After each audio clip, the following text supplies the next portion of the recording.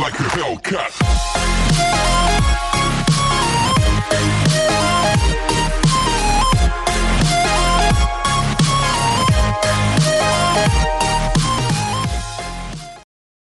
Hello दोस्तों, आज का हमारा टॉपिक है कि एक सब्जेक्ट में 10 पॉइंटर कैसे स्कोर करना है।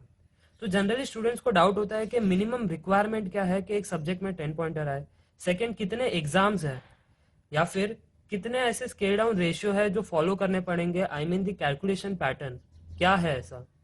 तो जितने भी आपके कंफ्यूजन है सारे ये वीडियो में जो है कवर हो जाएंगे। तो चलिए शुरू करते हैं।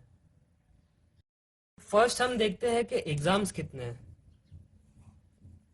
कितने हमारे पास एग्जाम्स है। जनरली हमारे पास होता है यूनिट टेस्ट 1, फिर यूनिट टेस्ट 2, फिर होता है इंटरनल असेसमेंट 1, फिर होता है इंटरनल असेसमेंट 2, और लास्ट में जो होता है वो होता है एंड सेमेस्टर एग्जामिनेशन। तो ये हो गया एग्जाम्स।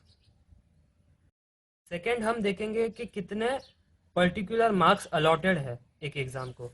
तो अगर हम यूनिट टेस्ट 1 की बात करें तो वो होता है आउट ऑफ 30, यूनिट टेस्ट 2 होता है आउट ऑफ 30, इंटरनल असेसमेंट होता है आउट ऑफ 10, ये सेकेंड इंटरनल असेसमेंट भी होगा आउट ऑफ 10, और एंड सेमेस्टर होगा आउट ऑफ 100। तो ये हो गया कि कितने मार्क्स की एग्जाम हमें लिखनी है। थर्ड, हम देखेंगे कि स्केल डाउन रेशियो क्या है। तो यूनिट टेस्ट 1 जो होता है वो स्केल डाउन होता है आउट ऑफ 15, यूनिट टेस्ट 2 भी होगा out of 15 scale down. Internal assessment 1 और 2 को ऐड किया जाता है और फिर उसको स्केल डाउन करते हैं आउट ऑफ 10, और जो एंड सेमेस्टर है वो होता है स्केल डाउन आउट ऑफ 60। तो ये हो गया कि स्केल डाउन कैसे करते हैं। अगर आप रेशियो की बात करें तो रेशियो होगा 1/2 यहाँ पे, और एंड सेमेस्टर का रेशियो होता है 3/5। तो अगर 100 मार्क का एंड सेमेस्टर है तो उसको अगर 3/5 करें तो वो हो जाता है आउट ऑफ 60। वैसे ही यूनिट टेस्ट की बात करें, 30 मार्क का यूनिट टेस्ट होता है, उसको अगर इंटू 1/2 करें तो स्केल डाउन होगा 15 में। तो 15 + 15, तो इसका एवरेज होगा आउट ऑफ 30। ये तो वैसे का वैसे ही आउट ऑफ 10, और ये भी वैसे का वैसे ही आउट ऑफ 60। अब ये अगर 30 + 10 + 60 ऐड करें तो ये हो जाएगा आउट ऑफ 100। अब अगर इसमें से अगर आपको 85 आए या फिर 85+ आए तो आपको मिलता है 10 पॉइंटर एक सब्जेक्ट में। तो आई होप आपको स्केल डाउन रेशियो और मिनिमम रिक्वायरमेंट क्या है वो समझ गया है। तो अब हम आते हैं स्ट्रैटेजीज के ऊपर।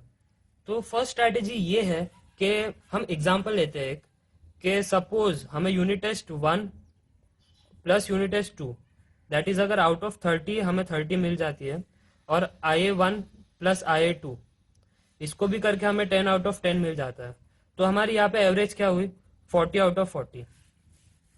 अब एंड सेमिस्टर में कितने मार्क्स लाए आउट ऑफ 100, ताकि जो हमारा जो रिक्वायरमेंट है 85 या 85+ वो सेटिस्फाई हो जाए।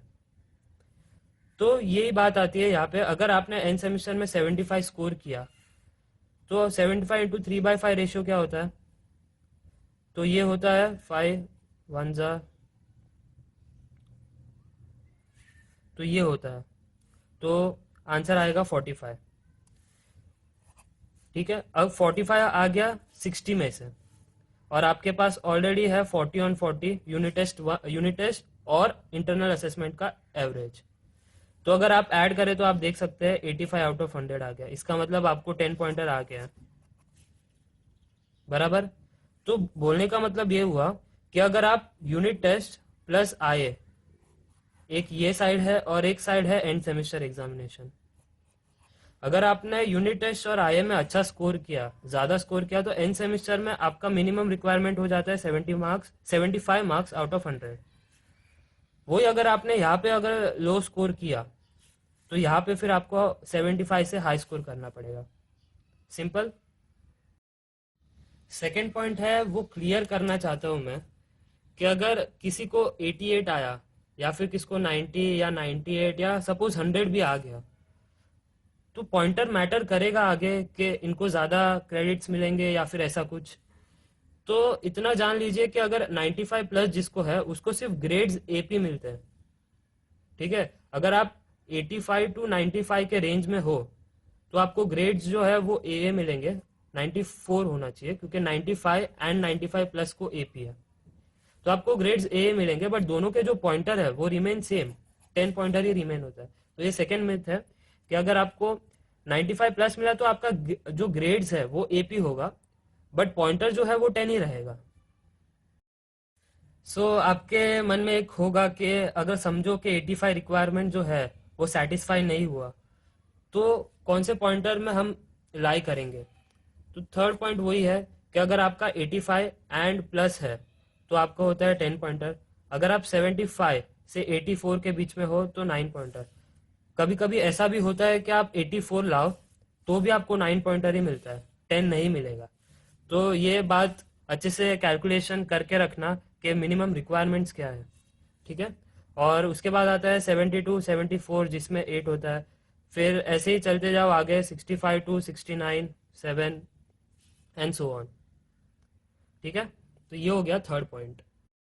फोर्थ पॉइंट मैं ये कहूँगा कि ये जस्ट एक कैलकुलेशन पार्ट है कि जो आपके पास यूनिट टेस्ट की जो रेशियो थी और एंड सेमेस्टर एग्जाम की रेशियो थी वो यहाँ पे थी हाफ और यहाँ पे थी 3/5। तो सपोज अगर आपने यूनिट टेस्ट में 10 मार्क्स जो है वो रॉन्ग कर दिया और सेमेस्टर में भी अगर आपने 10 मार्क्स का जो है आंसर रॉन्ग कर दिया, तो एक्चुअली कितने मार्क्स जाएंगे?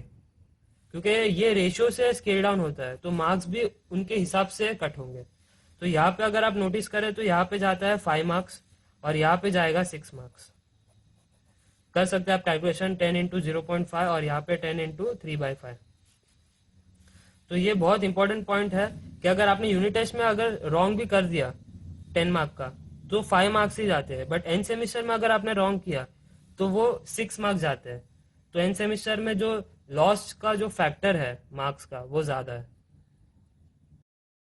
दोस्तों हमने अभी तक मार्किंग स्कीम क्या है वो कवर किया, फिर बाद में 10 पॉइंटर का रिक्वायरमेंट क्या है वो कवर किया, फिर कैलकुलेशंस क्या है कि मतलब स्केल डाउन कैसे होते हैं यूनिट टेस्ट के मार्क्स और सेमेस्टर के मार्क्स, वो भी हमने कवर किया। और स्ट्रैटेजी जो है कि किस में ज़्यादा लाना है किस में कम लाना है ताकि वो 85 जो मार्क है वो रिक्वायरमेंट जो है पूरी हो जाए।